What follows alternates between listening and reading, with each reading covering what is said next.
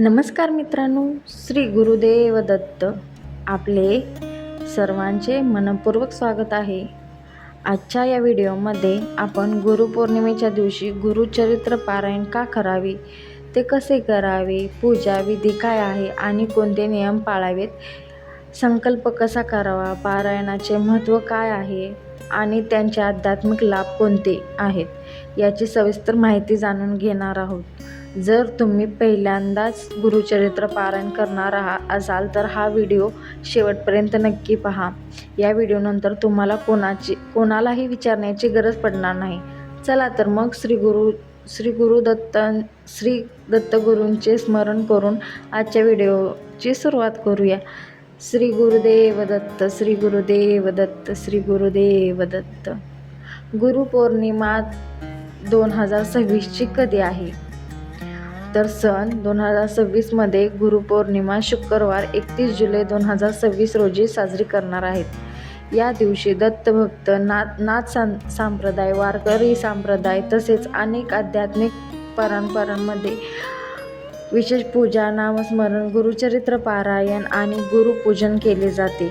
गुरुपौर्णिमेचा दिवस गुरूंच्या कृपेचा दिवस मानला जातो. त्यामुळे या दिवशी श्रद्धेने केलेली प्रार्थना, जप आणि पारायण विशेष फलदायी मानले जाते. गुरुपौर्णिमेला गुरुचरित्र पारायण का करावे? गुरुचरित्र हा श्री दत्त संप्रदायातील अत्यंत पवित्र आणि पूजनीय ग्रंथ आहे. या ग्रंथात भगवान दत्तात्रेयांच्या अवतारात श्रीपादवर, श्रीवल्लभ आणि श्री नरसिंह सरस्वती यांच्या दिव्य जीवनातील अनेक प्रसंग, भक्तांचे अनुभव, धर्माचरण, सदाचार, भक्ती आणि गुरुकृपेचे महत्त्व सांगितले आहे. अनेक श्री दत्त भक्तांना असा अनुभव आहे की श्रद्धा ही विश्वासाने गुरुचरित्राचे पारायण केल्यास मनाला शांती मिळते, संकटांना समोर जाण्याची शक्ती मिळते आणि जीवनात सकारात्मकता वाढते. ही श्रद्धा दत्त संप्रदायात दीर्घकाळापासून मानली जाते. गुरुपौर्णिमेच्या दिवशी गुरुतत्व विशेष जागृत असते असे मानले जाते. त्यामुळे या दिवशी गुरुचरित्राचे वाचन, दत्तनाम जप आणि गुरुपूजन यांना विशेष महत्त्व दिले जाते. गुरुचरित्र पारायण करण्यामागील उद्देश केवळ इच्छा पूर्ण होणे नसून आपल्या जीवनात सद्बुद्धी, संयम, भक्ती, नम्रता आणि गुरूंप्रती श्रद्धा वाढवणे हा आहे. काही जण नोकरी, शिक्षण, व्यवसाय, आरोग्य आणि कौटुंबिक सुखासाठी संकल्प करून पारायण करतात. परंतु कोणतेही पारायण करताना सर्वप्रथम निस्वार्थ भक्ती आणि गुरुवरील विश्वास असणे अधिक महत्त्वाचे मानले जाते. आता आपण पाहूया गुरुचरित्र पारायण सुरू करण्यापूर्वी कोणते नियम पाळावेत.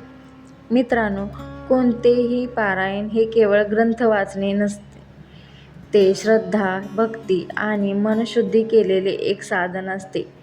त्यामुळे काही नियम पाळल्यास पारायण अधिक एकाग्रतेने करता येते. पारायणाच्या दिवशी शक्य असल्यास ब्रह्ममुहूर्तात किंवा सकाळी लवकर उठून स्नान करावे. स्वच्छ आणि शक्यतो पांढरे किंवा पिवळ्या रंगाचे वस्त्र परिधान करावेत. घरातील देवघर आणि पूजेचे ठिकाण स्वच्छ करावे. मन शांत ठेवून राग, वाद विवाद आणि कटू बोलणे टाळावे. शक्य असल्यास सात्विक आहार घ्यावा. कांदा, लसूण आणि मद्य किंवा मांसाहार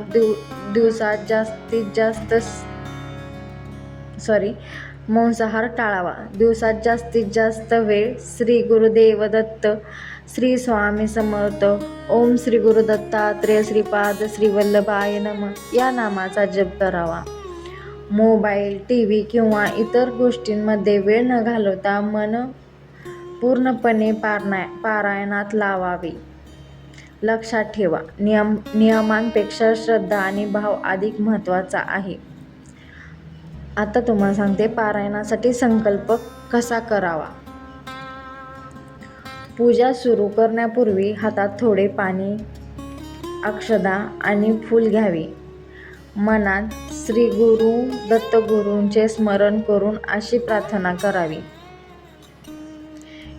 हे श्री दत्तगुरू, आपल्या कृपेने मी आज गुरुपौर्णिमेचा पवित्र दिवशी श्रद्धा आणि भक्तिभावाने श्री गुरुचरित्र पारायण सुरू करत आहे. हे पारायण निर्विघ्न पूर्ण होऊ दे.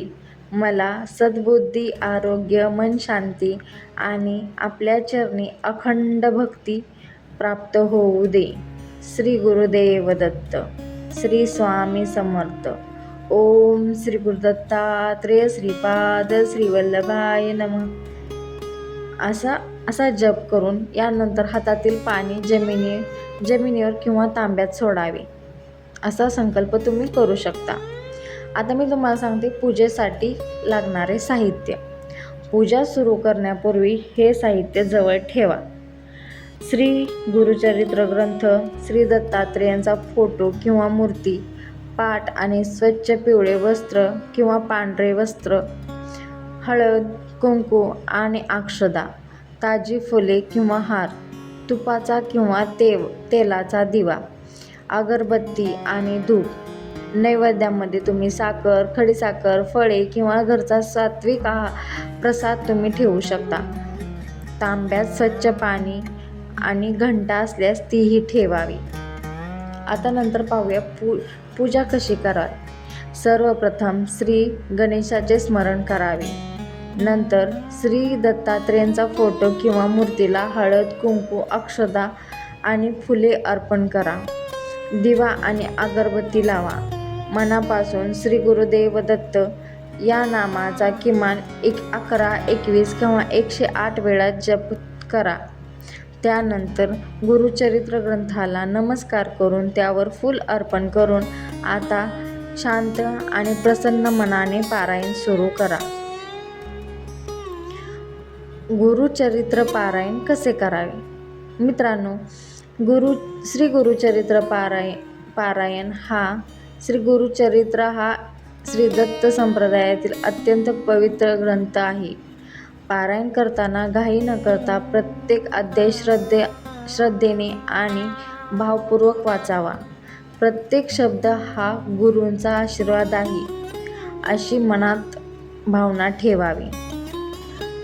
पारायण सुरू करण्यापूर्वी श्री दत्तगुरूंना नमस्कार करून मनात प्रार्थना करा.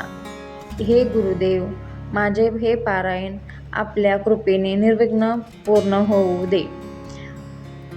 वाचनादरम्यान शक्यतो मध्ये उठू नये. आवश्यक असल्यास अध्याय पूर्ण झाल्यावरच विश्रांती घ्यावी. प्रत्येक अध्यायानंतर श्री गुरुदेव दत्त असा नामजाप केल्यास मन अधिक एकाग्र राहते. एकाच दिवसात पारायण करता येते का? होय. तर ह्याचा अर्थ आहे होय.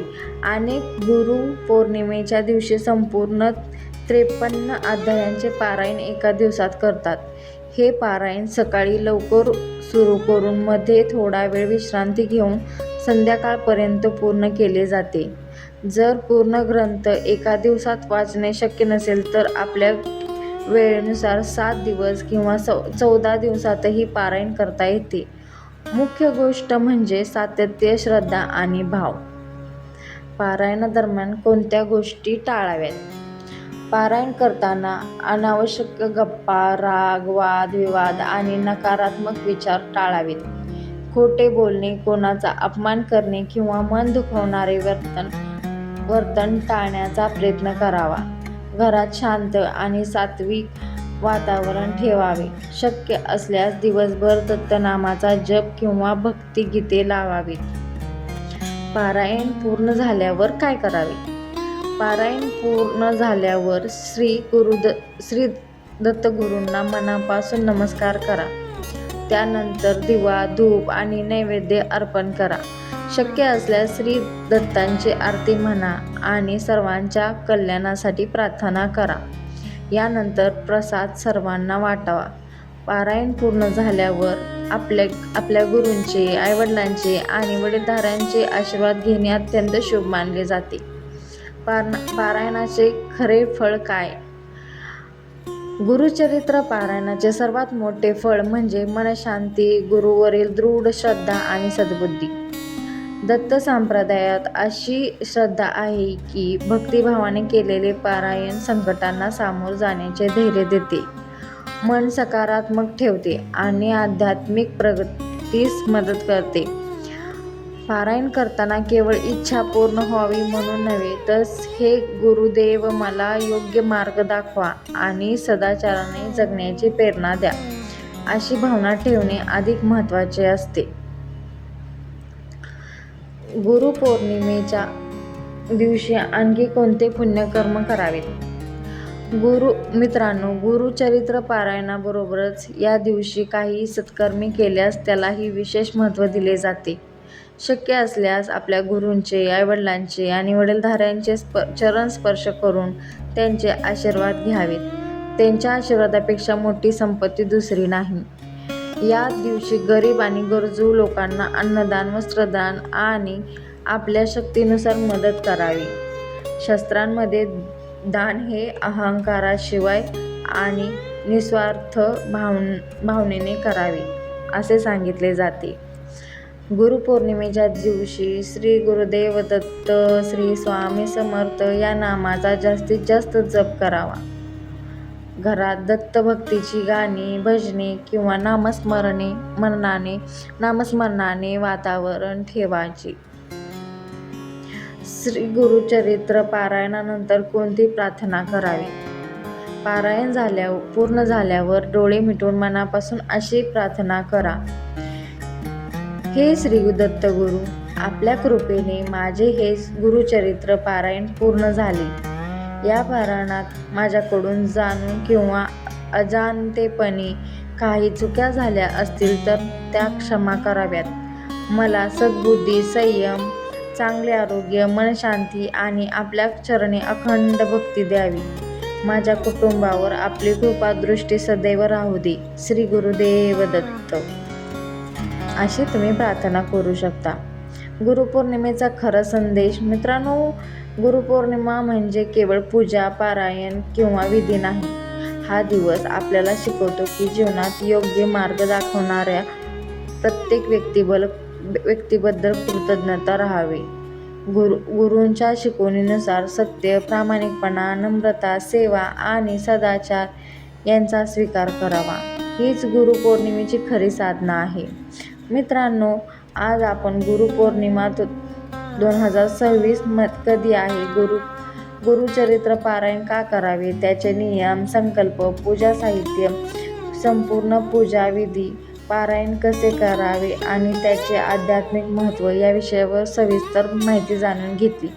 जर हा व्हिडिओ तुम्हाला उपयुक्त वाटला असेल तर कृपया लाईक, शेअर आणि धार्मिक, आध्यात्मिक आणि माहितीपूर्ण व्हिडिओसाठी आपल्या चॅनलला सबस्क्राईब करून बेल आयकॉन नक्की दाबा. तुमच्या मनात गुरुचरित्र पारायण किंवा गुरुपौर्णिमेबद्दल काही प्रश्न असेल तर मला कमेंटमध्ये जरूर विचारा. मला उत्तर द्यायला आनंद होईल. शेवटी आपण सर्वजण एकदा मनापासून म्हणूया, श्री गुरुदेव दत्त, श्री गुरुदेव दत्त, श्री गुरुदेव दत्त. धन्यवाद. भेटूया नेक्स्ट व्हिडिओमध्ये.